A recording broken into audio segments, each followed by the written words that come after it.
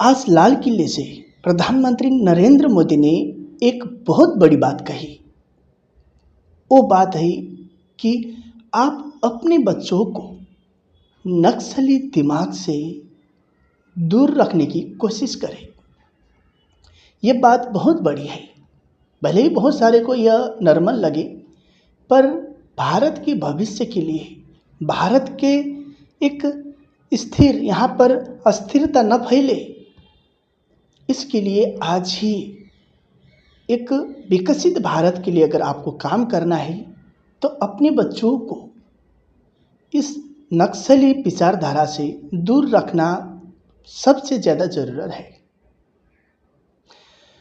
नक्सली लोग आपको इस तरह भड़काएंगे, जो अरवान नक्सली है, जो दिमागी नक्सली है, आपको देश के लिए कुछ करने के लिए प्रेरित नहीं करेंगे, बल्कि देश के विकास के लिए बोलकर तोड़ फोड़ करने, आंदोलन करने या सार्वजनिक संपत्ति को नुकसान पहुंचाने के कार्य, इस तरह के कार्य करेंगे। पर उनका नारा किस तरह का होगा?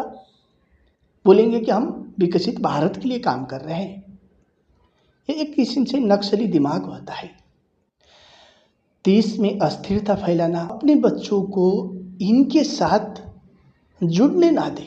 अगर बच्चे आपके इन नक्सली दिमाग से जुड़ गए तो वो अपने समाज को तहस नहस कर देंगे।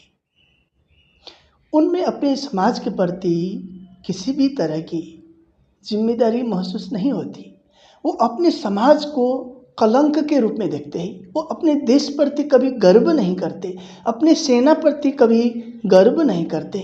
यहाँ तक कि ऐसे ऐसे कम्युनिस्ट विचारधारा वाले हैं जो अपने बाप से भी बात नहीं करते, माँ बाप से भी बात नहीं करते। एक लड़की थी, क्या नेहा बोहरा है क्या उसका नाम, उसने बोला वो कम्युनिस्ट विचारधारा होने की वजह से उसके पिता के साथ बातचीत ही नहीं है।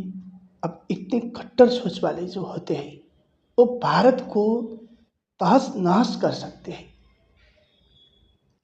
हम अपने संस्कारों को देखें, अपने आदर्श मूल्यों को देखें। जो नक्सली दिमाग है वो दिमाग आपको हर तरह केवल नफरत ही देखने के लिए मजबूर करेगा, और आप देश में हर जगह नफरत ही देखेंगे नक्सली दिमाग से, क्योंकि आपके अंदर पॉजिटिव जो एक सकारात्मक विचारधारा है वो आ ही नहीं पाएगा। वो उसी तरह से बातचीत करते हैं। वो विकसित भारत के लिए बात करेंगे ही नहीं। देश में विकास के लिए विदेशी इन्वेस्टमेंट, खुद का स्टार्टअप लाना, मैं अपने देश के लिए क्या कर सकता हूँ, खुद इस देश के विकास के लिए सहभागी होना, यह चीज़ एक देश के विकास के लिए करने वाले कार्य होते हैं। पर नक्सली दिमाग इस तरह का नहीं होता। नक्सली दिमाग एक खुद को हमेशा एक क्रांतिकारी के रूप में ही दिखाता है। मार पीट, नफरत, अपने ही संस्कार के खिलाफ, जिस तरह अमेरिका में इलन मस्क, बिल गेट्स जैसे एक अरबपति है, वो कहीं न कहीं अमेरिका के विकास के लिए काम कर रहे हैं। क्या भारत में इस तरह के बिजनेसमैन पैदा हो सकते हैं? इस तरह के जो इंडस्ट्रियल लोग पैदा हो सकते हैं? हो सकते हैं। बस आपको नक्सली दिमाग से बाहर निकलना है। ये लोग तो आज भी अंबानी, अदानी इनके ही पीछे पड़े हैं।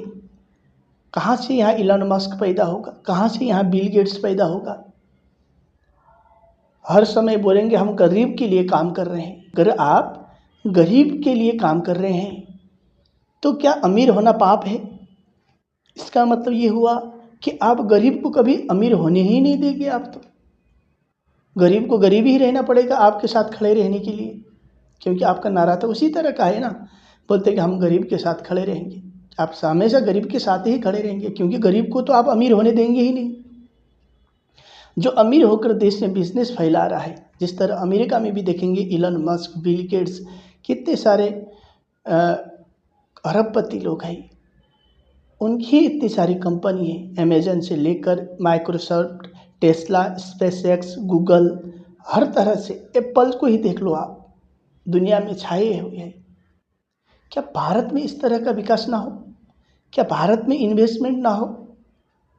पर नक्सली दिमाग इस चीज़ को हमेशा नाकारता है। कोई थोड़ा बहुत भी बिजनेस में आगे कर रहा है, इंडिया में इंडस्ट्री के लिए काम कर रहा है, भारत की एक इंडस्ट्रियल के लिए भारत में काम कर रहा है, तो उसके खिलाफ ही बोलना चालू हो जाएंगे। बोलेंगे कि तो अमीरों की पार्टी है बीजेपी और गरीबों को तो कुछ मिलने वाला है ही नहीं। तो गरीब को भी तो नौकरी मिलेगी। आप गरीब को ही अमीर बनाने की कोशिश करें। आप बोलते कि हम गरीब के साथ खड़े होंगे, तो गरीब के साथ खड़े रहेंगे तो आप अमीर उनको होने ही नहीं देंगे, क्योंकि आप तो सिर्फ गरीबी ही पसंद करते हैं। बात